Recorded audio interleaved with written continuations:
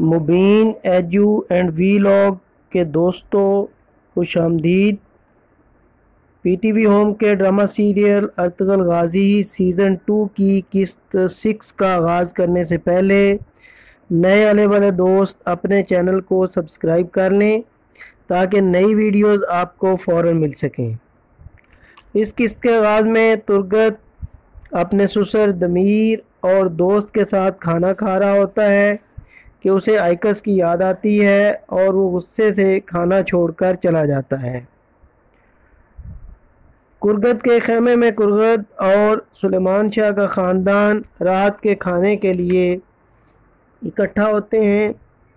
کھانا شروع ہونے سے پہلے حلیمہ بھی آ جاتی ہے۔ سب افراد حلیمہ کو خوش آمدید کہتے ہیں۔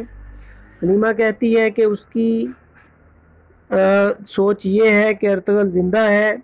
سب لوگ اسے تسلی دیتے ہیں۔ اس دوران ایک محافظ آ کر کرگت کو بتاتا ہے کہ انہوں نے ایک منگول سپاہی پکڑا تھا جس نے مرنے سے پہلے یہ بتایا کہ کل نویان اپنے ایک سفر پر روانہ ہو رہا ہے، اور اس نے مرنے سے پہلے نویان کی نئی منزل کے بارے میں بھی بتایا تھا۔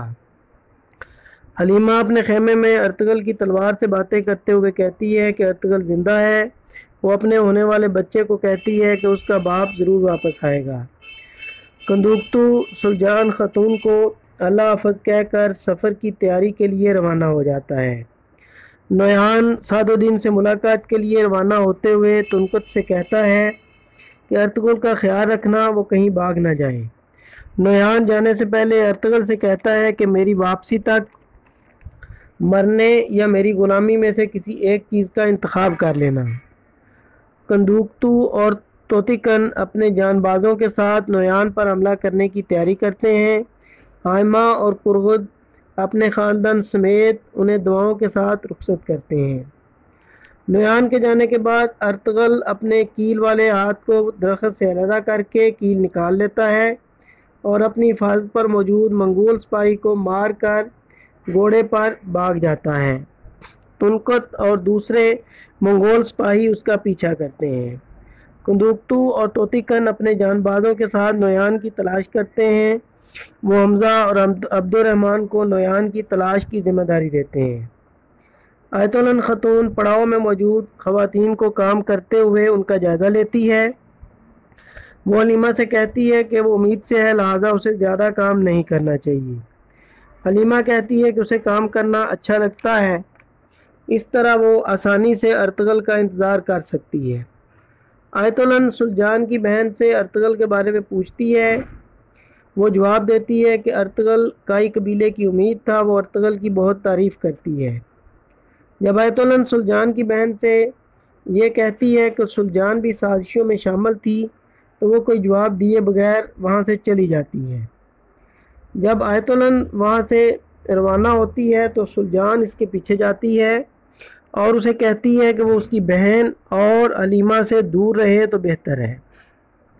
تنکت اور منگول سپاہی ارطغرل کا پیچھا جاری رکھتے ہیں۔ ارطغرل سوراخ والے ہاتھ اور زخمی جسم کے ہوتے ہوئے بھی بڑی بہادری اور ذہانت سے منگولوں کا مقابلہ جاری رکھتا ہے۔ بندوکتو اور توتیکن اپنے ساتھیوں کے ساتھ نویان اور اس کے ساتھیوں کی تلاش جاری رکھتے ہیں۔ توتیکن کے ساتھی کوچابش کی غداری کی وجہ سے منگول ان پر حملہ کر دیتے ہیں۔ توتیکن کندوکتو سے کہتا ہے کہ تمہارے کسی ساتھی نے غداری کی ہے۔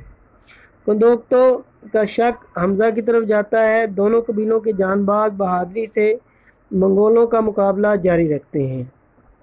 جنگل میں موجود ایک شخص کی مدد سے ارطغرل اپنے آپ کو تنکت اور منگول سپاہیوں سے محفوظ کرنے میں کامیاب ہو جاتا ہے۔ تنکت اور اس کے سپاہی ایک منگول سپاہی کی لاش دیکھ کر سمجھتے ہیں کہ ارطغرل اکیلا نہیں ہے۔ جب ارطغرل انہیں نہیں ملتا تو وہ واپس جانے کا فیصلہ کرتے ہیں۔ اس طرح قسط نمبر 6 ختم ہو جاتی ہے۔ اگلی قسط کی کہانی دیکھنے کے لیے ہمارا چینل مبین ایجو اینڈ ویلاگ کو سبسکرائب کریں۔